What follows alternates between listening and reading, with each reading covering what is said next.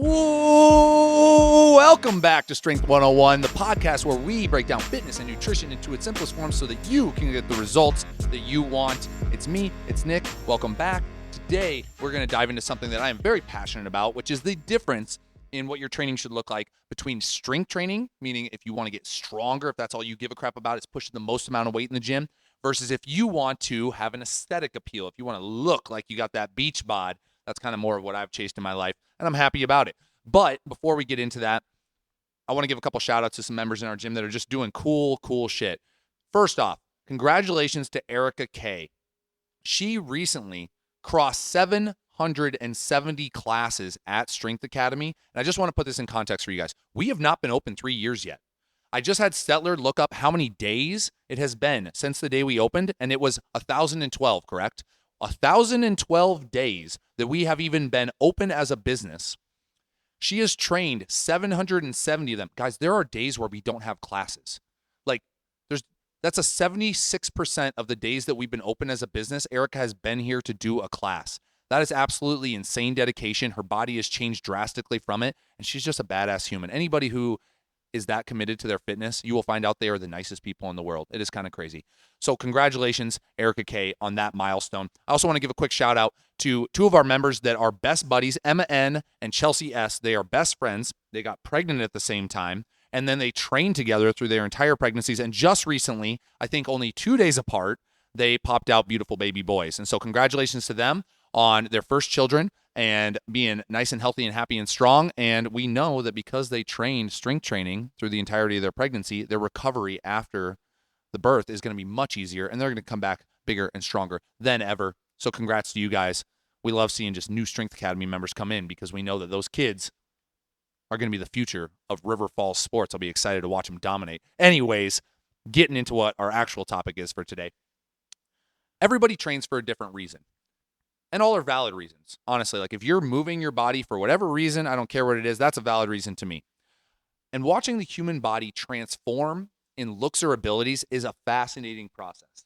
But it's important that you're always specific about what your goals are if you actually want to achieve them. That is probably the plight of the kind of general exerciser that's out there, is that they haven't specified exactly what they're trying to get out of their training. And so then their exercises and their training is not specific enough to elicit good results. I would say that most people come into our gym or start strength training, start weight training for one of two reasons. Either they tell me that they want to be stronger and more capable in life. Some people are fighting against aging, and they know that they need to get stronger because as we age, it's just a battle against muscle degradation. So they want to be more capable for their grandkids or just for life in general. Maybe some people feel like they've lost some of the strength and athleticism they had when they were in high school, and they're just trying to get that back. Or maybe some people just are psyched about seeing how strong I can be because it's a very powerful feeling to push a lot of weight around. So that I would classify as being stronger or more capable for everyday life. Or they want to look like they lift. This is 100% what got me into things after I was done with my performance-based training in track and in football and all that stuff. Once I got out of that and I didn't have to train for a sport anymore, it was like I looked around, I'm like, well, what do I want? Well, I want to not look skinny as hell anymore. I was a high jumper, guys. When I got out of college, I looked like my lower body was a horse and my upper body was a 12-year-old boy because all I did was leg stuff. I tried never to touch weights because I didn't want to put on too much muscle so I couldn't jump over the damn bar. And I just wanted to look like Captain America. I think I remember one of the first weight training programs I ever ran on myself was I looked up on like muscleandfitness.com or bodybuilding.com and I found a Captain America shoulder program and I wanted to look like him. And here I sit many, many years later, having never stopped. And I do feel like I put on appreciable muscle mass. Like I actually look like I lift, and I'm very happy about that. And some people, that is their goal, is they just want the aesthetic appeal. They want to be able to take their shirt off at the pool and people be like, ooh, damn, you look like you lift. And I think that's totally reasonable. Both of these are reasonable goals, and both of them are achieved through strength training and weight training, but we definitely need to train differently if our goal is for strength than if it is for hypertrophy, which is a fancy word for muscle growth, which is how we get our aesthetic look, right? Let's keep in mind that these things are not one thing or another. When you are doing strength training, you are going to grow some muscle. And when you are doing muscle growth specific training, you are going to get a little bit stronger, but I think it's much better to optimize for one and then the other back and forth, or just optimize for one for a long time and then optimize for the other if you're trying to hit both. But if you just kind of hang out in the middle zone, then you're just going to get nowhere. That's the old Karate Kid thing, right? He says, do karate, yes. Okay. Do karate, no. Okay. Do karate, so-so. Squish, just like grape. Anyways, great movie, 1984. Anyways, so let's define what this means. If I'm training for strength, we are training for a global force output, our ability to produce force, our ability to lift heavy weights. You're training your body's ability to coordinate multiple muscle groups together and joints to lift the most weight possible. And if I'm training for aesthetics, I'm training how large and round the muscles appear to be, how bulbous they are. You notice, like, when I said that, I didn't mention anything about strength, right? Because this is a visual perspective thing. Some people just look like they lift. Some people came out and, like, when they were 13 years old, we all know this kid from high school. Some people never touched a weight and they just look when they're 14 like they lift. That's because this is a visual thing. It's a proportions thing. Some people just have it. Some people really have to work for it. But there are some people who are massively strong and they don't have that aesthetically pleasing look, that kind of beach body look that we all kind of think of. Maybe they look like they're really strong, but they don't necessarily look like they've got well-defined muscles. And there are some people who are totally shredded and they have every single muscle that you can see, and they're weak as hell. And so these things, the aesthetic appeal is not necessarily related to strength, even though in your journey to get that aesthetic appeal, you are going to get stronger along the way. The other thing to mention there is, if we're talking about that kind of like beach body aesthetic appeal, like you're going to show up on a magazine cover type of look, fat loss is super important, right? Like, no matter how much training you do, if you don't have low enough body fat to be able to see some of those specific muscles and see the definition between two muscle groups, you're just never going to have that look. And that's totally okay if that's what you want. But if you want that look, you got to lose some weight too. So let's break it down. Here's how you train for muscle growth. These are the things that you should focus on, and they are different from when you train for strength training. If I'm training for muscle growth, first thing, I need to realize that it's almost impossible for me to train every single muscle group optimally in a given week without me completely committing my life to the gym. Now, most people who are listening to this podcast, most of the members that we have in our gym are people who have families, they have careers. They're better off training 3 or 4 times a week than training 6, 7 times a week. Each muscle group, when you're trying to go for muscle growth, needs a certain amount of volume each week to continue to grow, which is why bodybuilders will do anywhere from 7 to 10 sessions, and they're on steroids so they recover super quickly. Like, all those things play into how much volume they can do so that they can grow all their muscles at the same time. But you're not that person, likely, so you're not going to put that much volume in. So what you want to do is you want to pick 2 to 3. 3 is even pushing it, really. When I sit down and I program for the gym, I'm always thinking, what is 1 or 2 things that I really want our group to improve on over the next 4 weeks? So when you sit down and you start thinking about how I want to train for muscle growth, I want you to pick 2 or 3 muscle groups that you really want to improve and train those for 4 weeks. So I might say to myself, man, my shoulders could use some growth. So I'm going to be very shoulder heavy with my workouts for the next 4 weeks.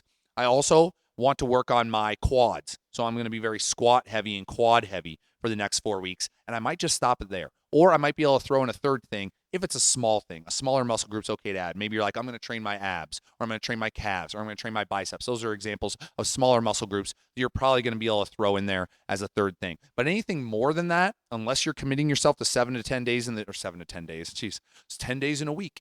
7 to 10 sessions in a week, you're just likely not going to be able to get the volume to do it. You're going to spread yourself too thin, and you're going to see suboptimal muscle growth over time. So pick which ones you want to grow right now and work on those for a while. And just know that because you're training and you're moving your body generally, you're not going to lose muscle in the other areas that you're not training. You're going to be at a maintenance level of activation for them, and you can always come back around to those later. So pick 2 or 3 things, stick with them for 4 weeks.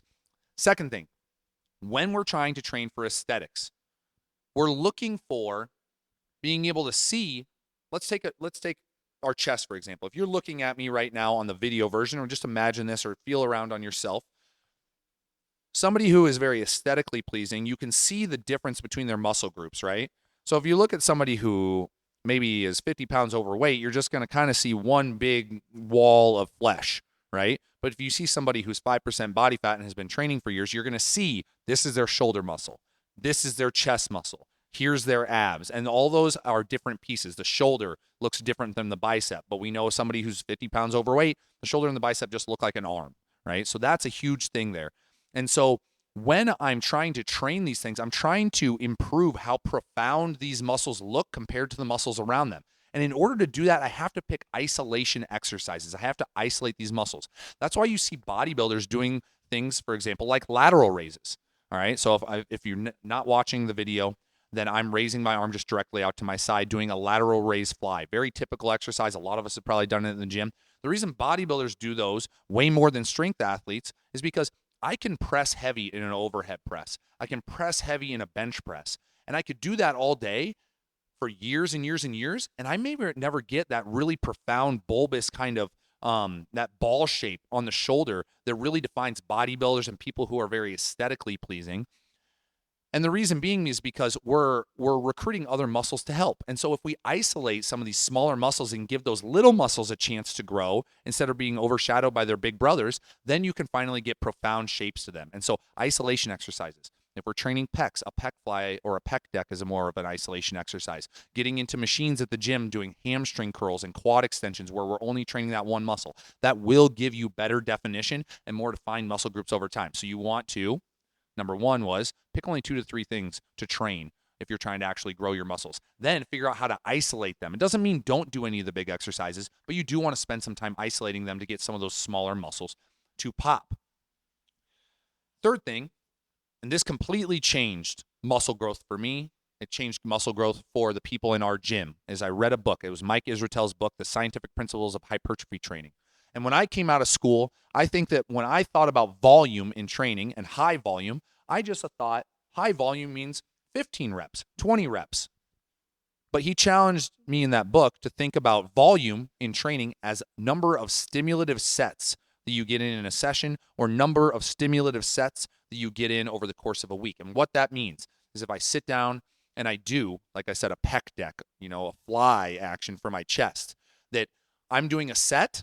And it doesn't matter if I'm doing 8 reps or 15 reps. What matters is did I push close enough to failure on that one set to get enough of a burn, to get enough of a strain and a stretch on the muscle to challenge that muscle enough that I just sent a signal to the muscle that says, you are not enough, you must grow. And that's one stimulative set. Then I'm going to rest long enough, and I'm going to come back and I'm going to try to do that again. And over time, we want to get better at getting amount of stimulative sets. And what this does is it changes your mindset from saying, oh, 15 and 20 reps is what bodybuilders do. And so I'm just going to do 3 sets of 15 or 20. And if you just go in and you don't know any better, you may do that with lighter weights, and 15 to 20, it might hurt a little bit. It might burn a little bit, but maybe you're not pushing it hard enough to really, for it to become a stimulative set. And so pushing to failure is super important. And then you want to embrace the fact that if you do want your chest to grow, it might be time to be done with 3 sets of 10 on bench press. Maybe what you want to do is 4 or 5 stimulative sets on a pec deck to actually activate the pec only and to get that more profound, rounded shape to it. So that's for muscle growth. That's my 3 recommendations. You got to choose just 2 to 3 things. You got to figure out how to isolate them. And then you got to train. No pain, no gain. That's what you really want to think. You want to make sure that you're training for stimulative sets. Do a lot of sets of pounding on that individual muscle the best you can. When we're training for strength, very different. If I want the biggest bench press I can get, if I want the biggest squat I can get, first thing is I have to train with near maximal loads, all right? Near maximal loads, meaning that I'm just not going to get that much stronger if I'm using 60% of what I can on any individual exercise. The way you get stronger is by using something that really pushes you, really strains you, that is near maximal. And so that is why people who are strength training athletes tend to train in lower rep ranges. Because if you're using the heaviest loads, you might only be able to do 2 reps, 3 reps, 5 reps. Maybe they get up as high as 8 reps, but a lot of powerlifters say 8 reps is cardio. And this is why, because the physiological stimulus that we're trying to put on the body for strength training is we are trying to get mechanical tension, which is the actual stretch that is put on the muscle fibers by heavy loads that it has to fight against to contract, and that increases the force output of those muscle fibers. And we're also challenging our central nervous system, our ability to tighten up, to tense up, to keep the positions so that we are stable enough to push our heaviest loads. So you have to use near maximal loads for lower reps if you're trying to strength train effectively. You also want to choose exercises that are going to recruit the most muscles possible to push that weight. And so that means that I'm not going to opt for like a pec deck or something on for chest because I'm not trying to isolate. The loads are going to be too low. I'm just using the pec. If I want a heavy, heavy bench press, I'm going to choose a bench press to practice that. And then I'm going to adopt a position when I press where I actually can use the most amount of muscles to help out. So in our gym, we show them the difference. If we do a bench press for muscle growth, we actually tell them, let's let the elbows flare out, okay? Let's let the elbows point out to the side a little bit more because we know we're going to isolate the pec better. But if we are strength training for maximal weight, then we're going to actually bring the elbows in. We're going to engage the back muscles a little bit more, the lats to keep it stable. We're going to bring it in so that the tricep can help press the weight.